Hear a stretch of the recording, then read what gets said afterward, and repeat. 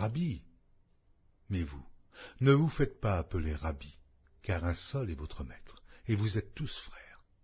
Et n'appelez personne sur la terre votre père, car un seul est votre Père, celui qui est dans les cieux. Ne vous faites pas appeler directeur, car un seul est votre directeur, le Christ. Le plus grand parmi vous sera votre serviteur. Quiconque s'élèvera sera abaissé, et quiconque s'abaissera sera élevé. Malheur à vous, scribes et pharisiens hypocrites, parce que vous fermez aux hommes le royaume des cieux. Vous n'y entrez pas vous-même, et vous n'y laissez pas entrer ceux qui veulent entrer. Malheur à vous, scribes et pharisiens hypocrites, parce que vous dévorez les maisons des veuves, et que vous faites pour l'apparence de longues prières. À cause de cela, vous serez jugés plus sévèrement. Malheur à vous, scribes et pharisiens hypocrites, parce que vous courez la mer et la terre pour faire un prosélyte, et, quand il l'est devenu, vous en faites un fils de la Géhenne 2 fois plus que vous. Malheur à vous, conducteurs aveugles, qui dites « Si quelqu'un jure par le temple, ce n'est rien, mais si quelqu'un jure par l'or du temple, il est engagé.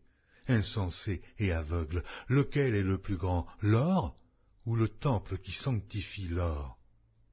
Si quelqu'un, dites-vous encore, jure par l'autel, ce n'est rien. Mais si quelqu'un jure par l'offrande qui est sur l'autel, il est engagé. Aveugle, lequel est le plus grand, l'offrande ou l'autel qui sanctifie l'offrande? Celui qui jure par l'autel et par tout ce qui est dessus.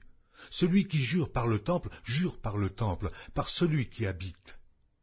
Et celui qui jure par le ciel, jure par le trône de Dieu et par celui qui est assis. Malheur à vous, scribes et pharisiens hypocrites, parce que vous payez la dîme de la menthe, de la nette et du cumin, et que vous laissez ce qui est le plus important dans la loi, la justice, la miséricorde et la fidélité. C'est là ce qu'il fallait pratiquer, sans négliger les autres choses. Conducteurs aveugles qui coulaient le moucheron et qui avalaient le chameau.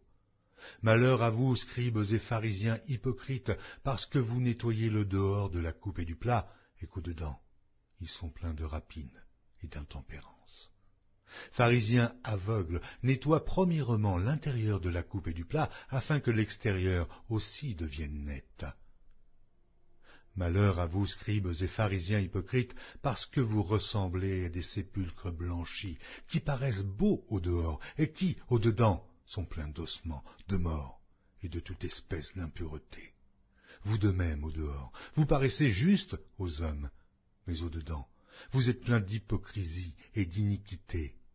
Malheur à vous, scribes et pharisiens hypocrites, parce que vous bâtissez les tombeaux des prophètes et ornez les sépulcres des justes, et que vous dites « Si nous avions vécu du temps de nos pères, nous ne nous serions pas joints à eux pour répandre le sang des prophètes. » Vous témoignez ainsi contre vous-même que vous êtes les fils de ceux qui ont tué les prophètes. Comblez donc la mesure de vos pères. Serpents, race de vipères, comment échapperez-vous au châtiment de la Géhenne? C'est pourquoi, voici, je vous envoie des prophètes, des sages et des scribes.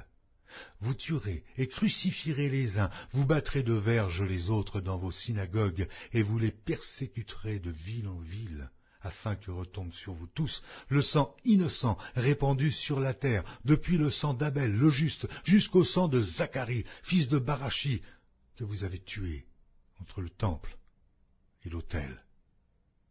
Je vous le dis en vérité, tout cela retombera sur cette génération. Jérusalem, Jérusalem qui tue les prophètes et qui lapide ceux qui te sont envoyés. Combien de fois ai-je voulu rassembler tes enfants, comme une poule rassemble ses poussins sous ses ailes, et vous ne l'avez pas voulu. Voici, votre maison vous sera laissée déserte, car, je vous le dis, vous ne me verrez plus désormais jusqu'à ce que vous disiez « Béni soit celui qui vient au nom du Seigneur ».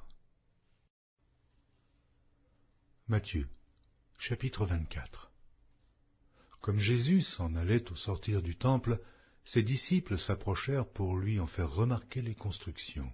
Mais il leur dit, « Voyez-vous tout cela? Je vous le dis en vérité, il ne restera pas ici